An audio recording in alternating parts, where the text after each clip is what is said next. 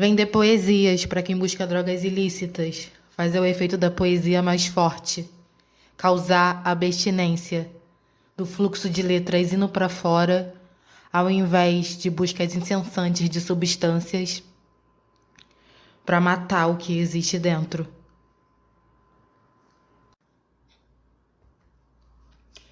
Eu sempre acreditei na poesia como a coisa mais próxima de um milagre que eu já vi. Crescer em favela, estar na favela, observar de perto o fluxo do choque cultural que transita nas vielas é o que sempre serviu de referência para mim e para minha arte. Cada frase que eu escrevo é um pedaço enorme do que a marginalização do Estado fez e faz com meu corpo, e é por isso que eu tô aqui. Para falar sobre quantas vidas custam o descontrole de um Estado que tenta distorcer a imagem de um povo só porque não conseguem de fato manipular essa imagem por inteiro. Eu tô falando da anarquia do gueto, que mesmo no meio desse racismo velado, escancarado, consegue inspirar alegria, carisma, a boa e velha resistência que toda hora se reinventa, num jeito novo e mágico de iluminar os becos dessas favelas, com uma linguagem única que forma uma certa poesia que nem precisa se formar, é para sentir. Senhoras e senhores, bem-vindos ao primeiro episódio do podcast Trafico Poesia. Jogando fumaça nos meus pensamentos, deixando eles densos, tragando ideologias de paz e soltando guerra. O crime rola e as flores crescem, menor que faz freestyle onde a bala canta, o mundo que acontece enquanto o beck se bola. A poesia que acontece entre o trocar das notas, que financiam o tráfico e criminalizam almas de meninos pretos, meninos indígenas, que carregam amor no peito no lado esquerdo e armas de fogo na mão direita. E o ódio que percorre no meio de tudo isso ainda é o obstáculo que mais me apavora. Não adianta ficar tentando achar uma forma figurativa de falar sobre o que acontece com a população não branca nesse país. E sobre como tudo é tão claro na pior aplicação da palavra. Chega a K-47 na mão de um menino que não sabe ler no Rio de Janeiro, na Baixada Fluminense, em Belfor Roxo, em um lugar que praticamente não existe para quem é branco. Eu tô falando branco de verdade. A polícia militar, por exemplo, ela foi instalada no Brasil através da tal da família real. O medo frequente da resistência e notícias sobre a primeira revolução escrava do Haiti é o que determinou a divisão militar. Daí é só pensar direitinho. Brancos ricos amedrontados pelo poder dos pretos que eles mesmos escravizavam. E foi assim que nasceu a polícia militar. Aí não fica difícil fechar a conta de que defender o interesse do império teria alguma coisa a ver com oprimir e demonizar completamente qualquer costume desse povo. 500 anos de escravidão, mais 123 anos de criminalização. E pelo que a gente consegue observar, a gente não pode dizer que a polícia militar brasileira mudou seus ideais. Não é de se espantar que a menor população carcerária é a branca. Seria coincidência demais, não acha? As nossas leis e a nossa tão sagrada Constituição evoluíram de chibatadas até deixar em carne viva algum preto que estivesse praticando capoeira até o que ela é agora. A base é a mesma. A representatividade política também não existe, considerando que 17,8% da população preta é ocupante no Congresso em um país com 53,6% de uma população autodeclarada preta. Lembrando que no Senado nenhuma cadeira é ocupada por uma mulher preta. A população branca também é a mais rica, pasmem, considerando qualquer gráfico sobre o percentual de riqueza de cada população, e a gente sabe bem o arranca-cabelo que é quando a população pobre começa a conquistar espaços. O governo Bolsonaro tá aí, não me deixa mentir. É tudo tão óbvio, e eu também não vou me prolongar porque o podcast só tem 30 minutos. Mas o Brasil não trabalha com coincidências. É tudo tão óbvio, tão premeditado e previsível. O governo brasileiro levou tão a sério a ideia do projeto de embranquecimento do país que hoje isso não precisa nem ser organizado. Porque isso simplesmente acontece da forma mais natural possível. Isto é o Brasil, uma zona de guerra com um povo igual se destruindo entre si porque uma outra parte da população morre de medo da união dos mesmos. E assim segue, investindo e lucrando nessa guerra mais que fria, eu diria. congelada de um passado saudoso de um Brasil colônia. Simples demais. E é por isso que não muda. Eu já não sei mais a quem pertence a minha terra, eu já não sei mais o que significa pertencer. Numa hora, o comando vermelho se confunde com o azul se confunde com a caveira, é a morte chegando camuflada de foi cedo. Meninos pretos abatidos, homens brancos sorrindo. Homens indígenas abatidos, meninos brancos sorrindo. Policiais militares abatidos, o BOPE abatido, o choque abatido, o presidente branco sorrindo. Governo que odeia a sua população, movimenta a mesma no ódio. E o tempo do Brasil vai se conformando com um loop insuportável do mesmo cenário. A meta é correr ao contrário dessa bomba relógio com o nome inventado de Brasil Colônia, para acessar a essência do verdadeiro tempo, quando os donos da terra caminhavam por aí, pelados e descalços, quando o pertencimento não precisava ser uma palavra distante, e sim uma simples realidade. Numa hora, a gente toma tudo que nem foi nosso porque foi roubado antes mesmo de nos pertencer. Eu não sei se eu vou estar aqui por essas terras ainda, mas nós vamos reparar essa ferida gigante, aberta, chamada de história do Brasil, com consciência e voz. Eu realmente só sei que sei, de resto não sei. Não sei qual vai ser a hora exata em que a vontade de impedir nosso próprio sangue de jorrar vai ser mais forte do que o cansaço de ter tido que limpar nosso sangue do chão dessa cultura ocidental durante todos esses séculos. Eu não sei a hora, mas eu acredito nessa hora. Todas as minhas crenças sempre me levaram para a certeza de que todo o processo evolutivo é isento de retrogradação.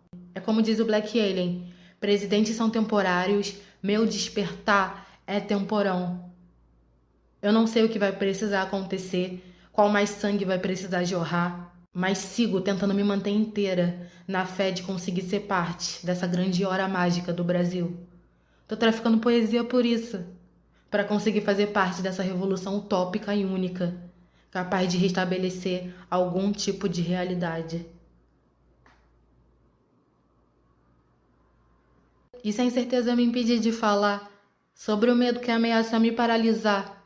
E se a certeza finalmente chegar à escalada na montanha para o amor me alcançar, onde no equilíbrio eu possa seguir dessa baixada fluminense tão florida, aonde o céu encontra o chão, tudo isso na altura da vista, caminho de pé na terra, navego de ônibus pelo asfalto, surfo pelos trilhos do metrô.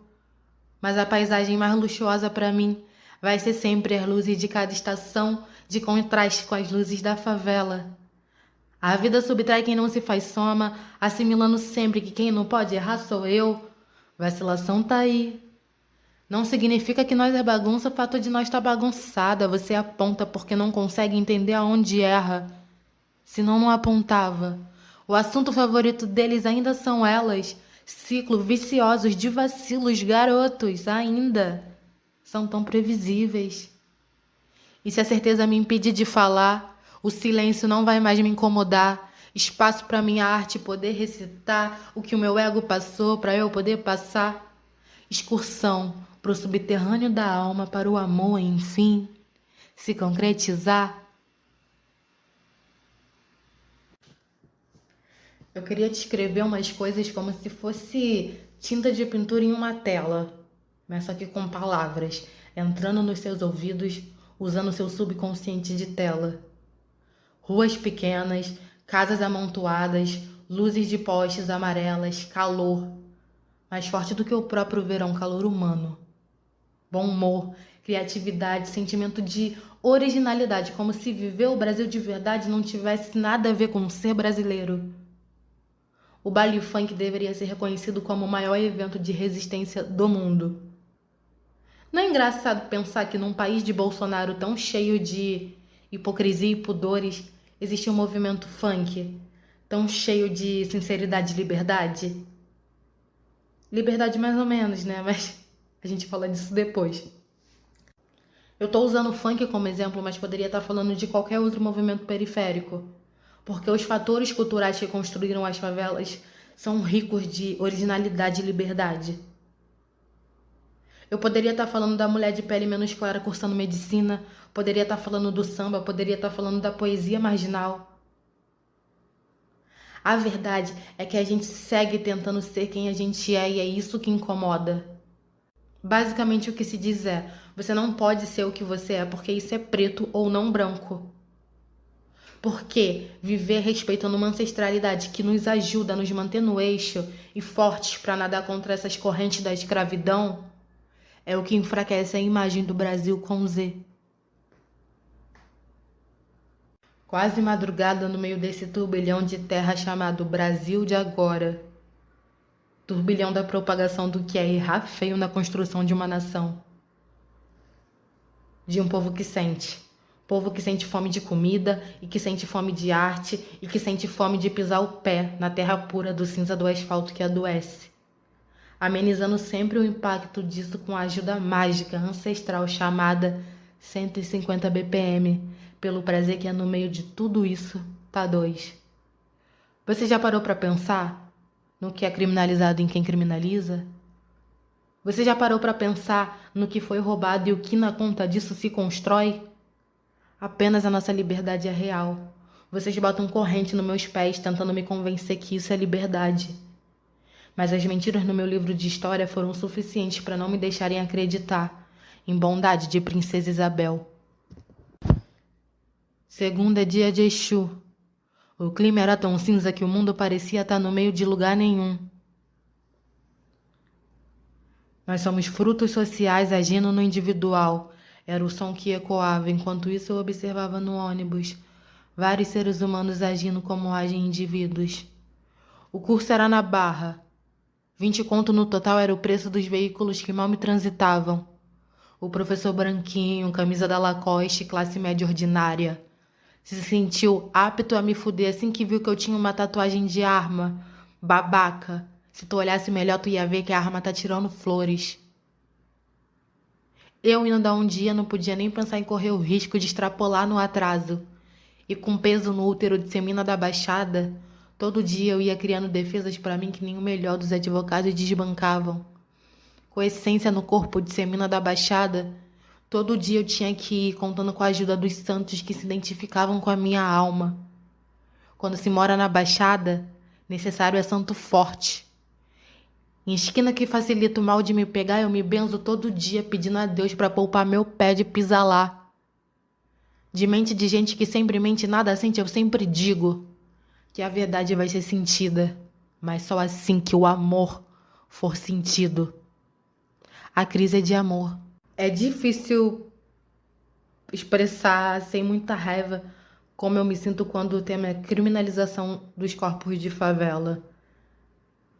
E aí, quando o assunto é o funk, que eu acredito ser o formato mais atacado, por mais que o funk tenha ocupado tantos lugares que a gente sabe que tem ocupado, eu ainda acredito que ele é o mais perseguido e o que melhor representa esse racismo, porque é uma ferramenta artística tão potente. E a gente pensa no samba, pensa na capoeira, pensa, né, nessas questões de como se faz um esforço para continuar criminalizando e marginalizando tudo que vem da favela, tudo que vem do preto. E eu sei lá, eu sempre acredito que o funk representa muito bem isso. Eu não sei o que vai ser depois, porque eu acredito que o funk tá passando por um processo de aceitação. Tipo, acredito que daqui a pouco vai ser alguma outra coisa. Até na hora que esse cenário absurdo de racismo e de criminalização e de tudo isso que a gente sabe bem acabar. Se Oxalá quiser. E eu não sei explicar como eu me sinto quando aconteceu de para-baile e baile da gaiola e Renan da Penha preso. E toda hora que chega a notícia de algum cantor de funk que está sendo indiciado. Isso me toca muito. Reforçando que essas pautas que chegam na mídia de perseguição da arte periférica não é nem fichinha do que acontece de verdade no cotidiano periférico. E é aí que tá. Quem decide a validade de uma vivência para ela ser arte ou não? E o mais irônico de tudo, quem cooperou e coopera para que essa vivência seja do jeitinho que ela é, não quer ouvir falar disso agora? Realmente é muito complicado. Os caras escravizam, matam, roubam, lucram com a fome e ainda assim é negada a possibilidade de lazer dentro disso. Eu já falei lá no começo sobre como os povos escravizados sofriam repressão o tempo todo por realizar seus costumes culturais. Hoje estamos em 2021, no século 21, e de lá pra cá eu sei que muita coisa mudou, mas o que não mudou ainda pesa muito. O Brasil é praticamente o mesmo, já tem tanto tempo. No início do século XX, sambista era preso por andar na rua com pandeiro na mão, porque isso representava vadiagem. Sim, em 1890, 2 aninhos depois da escravidão, estabeleceram por legislação a definição do crime vadiagem. Uma pessoa poderia ser levada para a delegacia se passasse na rua e não comprovasse que estava trabalhando. O crime rendia até 30 dias de prisão e você não precisa ser um gênio para imaginar a maioria presa e enquadrada nesse crime. O racismo no nosso país ainda é o problema base, onde só se reforça a ideia de marginalização e exclusão do povo que levantou esse país no suor. E eu não estou falando sobre essas coisas para falar sobre como a gente sabe resistir ou sobre como a população preta ou a periférica é forte. Viver em si dentro de todas essas circunstâncias já é resistir. É a única coisa que dá para fazer, é o nosso respiro, resistir já é de lei. Eu tô falando disso para reforçar que esse sistema escravocrata e racista continua obrigando a gente a resistir. Por todos os lados e de todas as formas. E é justamente aí que precisa de mudança. É daí que se inicia o looping, quando a inferiorização de pessoas por raça nega a elas o direito de simplesmente existirem. O que é criminalizado e quem criminaliza? Se preto não pode cantar a vivência, se preto não precisa de passado, vocês me tiraram do meu povo, da minha terra, da minha família para me acorrentar. E agora, séculos depois, querem me dizer que eu não posso, que isso é coisa de preto, que aquilo é coisa de preto. E se for, então deixa ser. Se é isso que eu sou, se é isso que traz magia, se saudar o orixá é minha raiz, e se o ritmo acelerado dos 150 BPM é o que traz alívio no meio dessa vivência acelerada. Nós somos a causa da circunstância da sujeira de todas as outras gerações. Estamos aqui para dizer de forma limpa que preto pode sim. E que a nossa vivência vai continuar sendo a vivência que incomoda enquanto não olharem para a nossa vivência com os olhos que deveriam. Ou seja, vai ter preto fazendo apologia ao sexo e às drogas enquanto não chegar a educação estrutural nas favelas. Se vocês olhassem bem, vocês iriam ver que preto, preta pode sim. E que nosso poder não é bem assim o real problema. E só para reforçar, mais uma vez, a criminalização do funk, o financiamento do tráfico, o financiamento de armas, a Constituição, tudo isso é racista. O Brasil é um país racista. O racismo é sim um problema base que desencadeia tantos outros no nosso território brasileiro. E é isso. É só para reforçar e para simplificar também. Porque se cria tanta especulação em teoria quando a verdade é clarinha e reta. Nós ainda somos os requisitos dos senhores de engenho saudosos de uma escravatura. E aí 42, o tempo e o mundo, muito além do pôr do sol, cidade feita de barro, amarelo barro, na Baixada Fluminense, preto chama preto de alemão. O suor escorre, o calor aquece, criança amadurece, adulto que tem medo de bicho papão. E aí 42, bruxas neuróticas, fadinhas bêbadas, modelos de capas de cigarro, sonhos por todos os lados, balas de gude, as crianças brincando de tiro, muito Mac, muitos vizinhos mortos, neném morre antes de nascer. O restante do mundo parece tão distante que a maioria esquece da ideia de conquistar o restante do mundo. Para ir no centro da cidade a passagem me custa do que tenho na carteira quase tudo. E aí 42, sangue vermelho, terra indígena, Cristo vive intensamente. E morre aos 16. O lixo queima, a Mary queima na folha de bananeira, onde tem cápsula de cocaína como decoração das esquinas, arte estética Sharpie, assino, de lei. Tem exposição de arte em todas as esquinas na Baixada Fluminense. Na Baixada Fluminense, menino que se encanta com morena de olho grande que dança a madrugada inteira com Beck. Daqui eu tenho visão privilegiada da lua que quase cheia transborda brilho em cima de tudo isso.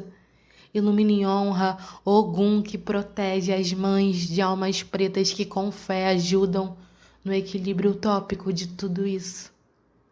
Um salve para a sabedoria das bruxas e para a quantidade de ervas que existem na terra.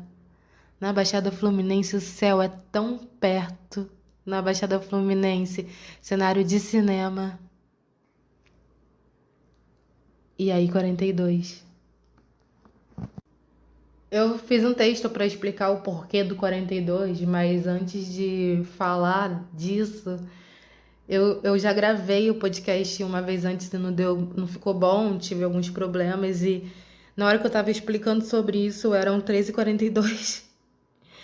E aí eu tô falando disso de novo porque coincidentemente eu tô gravando de novo e no horário que eu comecei a recitar a poesia eram 3h42 de novo. Eu juro que eu não combinei. Então, mas o que é 42? A galera que não gosta de spoiler, entendeu? Se não quiser, passa, vai pra próxima, porque eu vou dar spoiler. Eu sou fã declarada do Guia do Mochileiro das Galáxias, que é uma obra, uma arte literária do Douglas Adams. Com a sua ironia incontestável, Douglas narra a história de dois viajantes do espaço.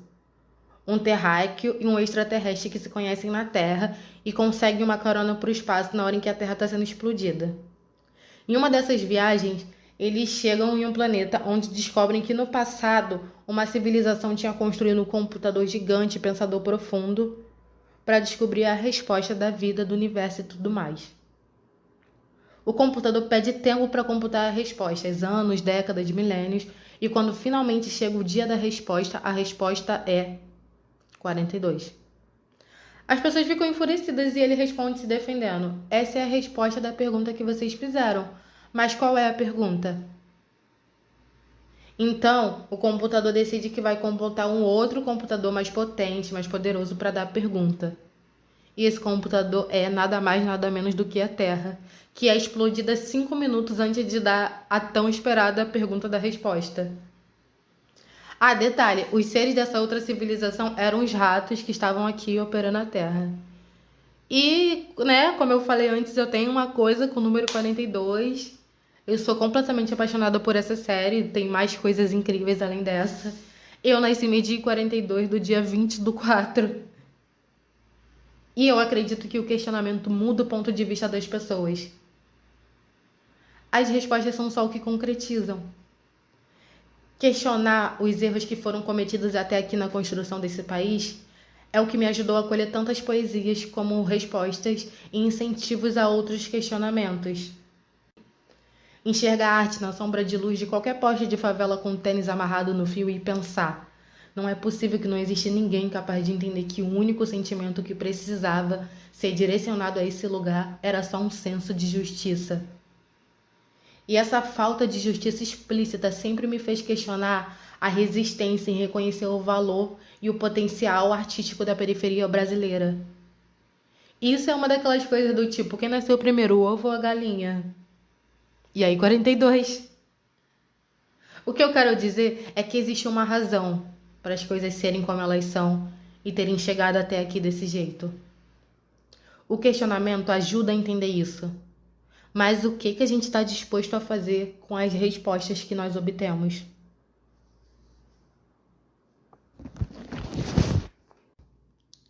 Mas quantas guerras no mundo você ainda vai causar por causa dessa sua guerra interna? Você não consegue perceber que se amar é se perdoar. Quem não se perdoa vive se punindo. Logo podemos ver que na maioria das vezes somos nós, nossos maiores inimigos. Numa boa, foda-se se ele te xingou. Inocente é você de preferir o rancor ao amor. Inocente é você por crer que briga resolve briga. Ódio é ciclo vicioso e eu que sempre odiei rotina. Morro de ódio 2 semanas, logo depois quero viver em cima. Como você é capaz de olhar para o céu e não perceber que só o amor é a única válvula de escape para todas essas bads que a gente vive? No campo, na roça, na favela, na Baixada, na Zona Sul. Por todas essas mazelas de ser humano da Baixada Fluminense, eu dirijo a minha palavra a Xangô. O peito aberto, na boca a palavra caô. Falando de justiça, meu pai, eu peço que olhe pelo povo que foi obrigado a engolir o ódio de quem derramou o sangue dos nossos ancestrais e que até hoje é obrigado a engolir isso como se isso fosse amor. Aqui da Baixada o que a gente ouve é zumbido da alma paralisada dos políticos que como demônios vão sugando qualquer possibilidade nossa de sonho, de ser no mundo algo mais do que só isso. Só isso, doutor, é alma cheia de resistência de quem sai na porta de casa para bater um papo e é esculachado por ser morador. Morador de favela é tudo bandido. Grito favelado que saiu do barro e esqueceu do que era porque agora tá fardado. Mulher preta tem buceta mais quente na hora de comer. Se é a prisão do moleque preto, no conceito que a prisão é a irmã preta, enquanto o machismo se mantém na perna dele feito corrente. Eu tô ligada que a sociedade é racista, machista.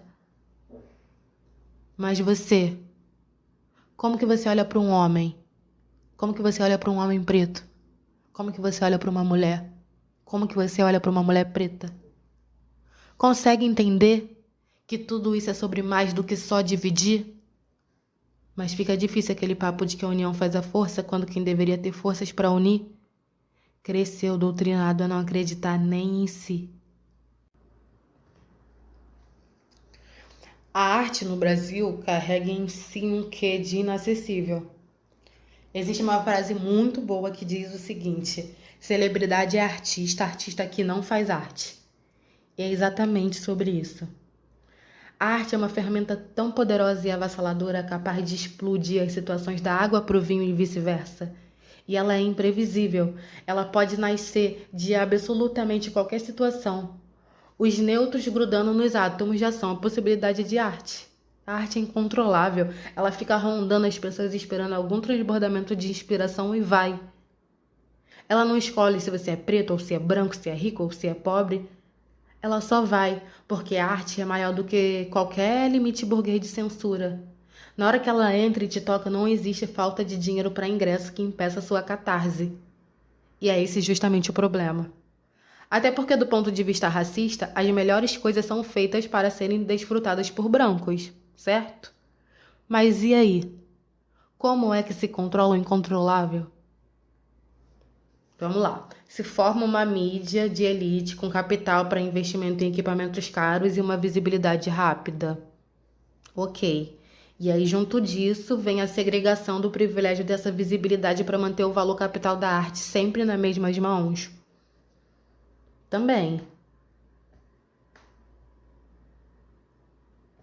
Mas isso ainda não impossibilita pessoas de construírem arte, não é mesmo? Dentro de suas impossibilidades, impossibilidades que são ressignificadas em impossibilidades incríveis, fortes e potentes, que escancaram a porta dessa mídia elitista dizendo: eu nem tenho tudo isso aí, meu trabalho é incrivelmente potente e rico em essência. Sim, de novo eu tô falando do funk. E sobre quais são os níveis mais baixos que o racismo chega para poder calar esses movimentos que são reais. Porque o grande discurso é que as palavras e ritmos são agressivos porque se faz apologia ao sexo e ao crime. Mas cantor de MPB branco e pedófilo eu nunca vi ser criminalizado. As letras de MPB de branco revolucionário falando de drogas alucinógenas eu nunca vi serem criminalizadas. Às vezes eu acho que o que tentam fazer com a arte de uma certa forma é o que tentaram fazer como quando rolou a criminalização da maconha. Isso deixa eles felizes? Então tira. Por que vocês estão se divertindo quando vocês deveriam estar me servindo? Esse talvez seja o plano. Eu não tô falando de teoria da conspiração, de que isso é super planejado, com gráficos, planos mirabolantes e tudo mais, não. Eu tô falando que isso é o que acontece, porque como eu já disse antes aqui em algum outro momento, o Brasil ainda tá parado na ideia de embranquecimento. Isso acontece da forma mais natural possível. Estamos a exatos 123 anos da escravidão. O Brasil é um país completamente novo em relação à consciência racial. A cultura da escravidão segue se repetindo de várias formas diferentes e infelizmente isso vai demorar. E por agora, o que a gente pode fazer é continuar desfrutando e cooperando com o fato de que a arte sempre escolhe o lado da catarse. A arte sempre escolhe o lado certo. O Brasil não está na ditadura, o Brasil não esteve na ditadura, o Brasil é a ditadura. Uma ideia de pátria em cima do sangue. Uma ideia de governo em cima da morte. Uma ideia de país que exclui a ideia de terra. Um patriotismo branco de uma minoria que joga a maioria para debaixo do tapete. Um conceito pobre que diminui o que de fato é rico. Dessa política que é a própria mão suja, envolvida com as incontáveis mortes das únicas pessoas que poderiam de fato representar com dignidade a imagem que o clima disso aqui pede. Seguimos nessa divisão de semeadores da pacificação, que ainda se alimentam do trabalho escravo e que cagam as regras do embranquecimento e do amor à pátria, em cima dos que não têm muitas opções de sobrevivência, além de se alimentar dessa merda. Aqui do nosso lado, odiamos escravocratas assassinos enquanto caminhamos por cidades nomeadas em homenagem a eles. Recitamos poesias de repúdio ao ódio nas ruas construídas em nome do mesmo. Recitamos poesias de repúdio ao ódio nas ruas construídas em nome do mesmo. Até tentamos nadar contra a corrente, mas acabamos nos afogando em valões rasos de milhares de esgoto de restos deles, nos caminhos que cruzam todas as nossas frentes. Vivemos a década da desconstrução utópica de um projeto de nação que vive baseado na fome e no genocídio e na usurpação de almas desidratadas do suor escorrido na própria construção disso que hoje chamamos Pátria Amada Brasil. O país em fantasma e osso, porque o que a gente é, de verdade, em espírito e carne era antes. A dita dura começa no português. E eu mesma não sei dizer em português onde é que termina. Quem sabe um dia, num novo futuro, uma hora esse passado eterno acaba. Números são só invenções. A natureza une as pessoas, logo é natural que sejamos todos ligados. Mundo reinventado. Reexistência. É ainda ter coragem de olhar fixamente para o céu mesmo no meio de tudo isso. Saber erguer a cabeça é o maior ato de humildade. Underside, Cidade Baixa, Baixada Fluminense, depressão. Aqui até sobre fé se fala em rajada. Reexiste, favela rural, com vista privilegiada do céu, ao canto dos passarinhos que assopram aos quatro ventos, liberdade. A nós, que imaturos ignoramos completamente, distraídos com o sinal do Wi-Fi, tropeçados na agilidade com a qual respondemos às mensagens virtuais, de novo ignorando o presente. Independentemente de classe, enquanto nossos irmãos e irmãs estiverem respirando merda, irmão e irmã, assim qualquer outro ou outra, estaremos todos respirando merda. Não existe jogar lixo fora. Existe reciclar o que temos dentro. Não há retrogradação na evolução. De energias ligadas, vamos para frente. Onde no amor não poderá mais ser limite, para que as diferenças, enfim, possam se amar. Vamos para lá? E a gente está chegando no final do podcast. E eu preferi deixar esse momento para falar um pouco sobre esperança. O tanto de coisa que eu redescobri na construção desse primeiro episódio é tão valioso para mim que eu nem acredito que dá para mensurar. O Tráfico Poesia, ele é um projeto da favela para pessoas da favela. De gente que se reconhece quando se olha no olho. De gente que se reconhece em vivências únicas e ao mesmo tempo tão similares. Espero ter conseguido passar um terço do tanto que sinto. Espero conseguir falar cada vez mais com as pessoas periféricas sobre os efeitos colaterais da marginalização que o Estado tem tentado jogar pra gente. Espero conseguir avisar cada vez mais o máximo de pessoas que a gente não é nada disso. Espero conseguir me lembrar que eu não sou nada disso, porque às vezes eu também esqueço. Eles dizem que a nossa essência é crime, que a nossa cultura não presta, e distorcem as imagens das coisas, para que a gente não perceba o quanto somos reféns desse grande real criminoso Estado brasileiro. E que a consciência da união das nossas margens é a única chave para viver um Brasil em liberdade.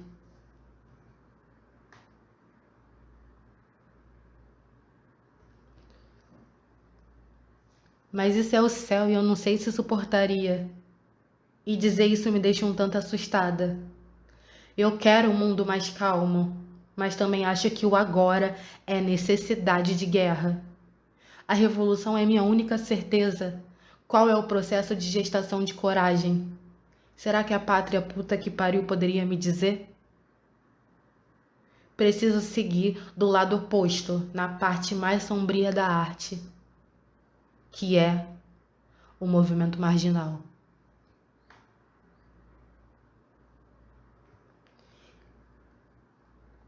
Existir, permanecer, ser tudo isso que é marginal.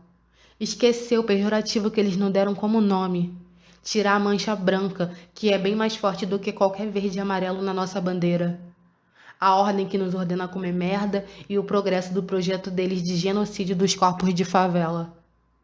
Eu venho da terra do índice de violência mais alto do estado, conhecida popularmente como Cidade do Amor. Tu bota a palavra no Google e só aparece notícia de gente morta, de criança desaparecida.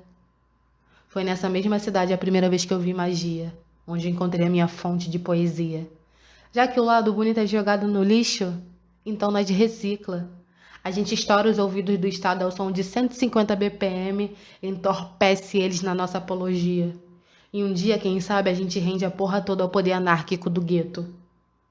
Quando os berros de madame forem sufocados pelas gargalhadas das favelas e quando nossos fuzis estiverem apontados para o lado certo, comerciaremos a droga mais pesada e mais temida pelos donos das casas grandes de todos os tempos. Traficaremos amor.